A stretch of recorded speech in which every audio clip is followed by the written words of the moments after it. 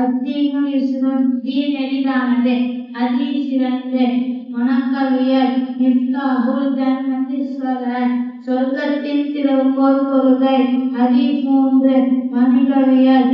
மன் கஷ்ஷபலைஸ மின்னா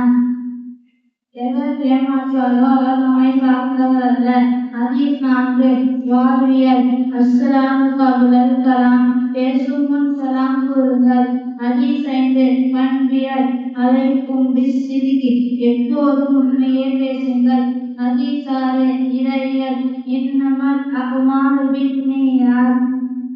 நிச்சயமாக செயல்கள் எல்லாம் எண்ணங்களை கொண்டே அமைகின்றன ஹதீஸ் 7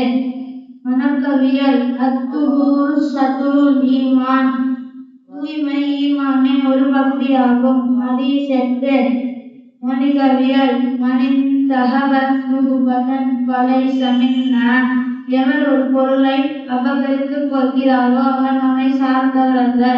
ஹதீஸ் 9 வாழ்வியல் அஸ்ஸலாமு கபுலல் கலாம் பேசும் முன் சலாம் கூறுங்கள் ஹதீஸ் 10 பண்பியல் இஜ்தனிபு கதபல் கோபத்தை தவிர்த்திடுங்கள்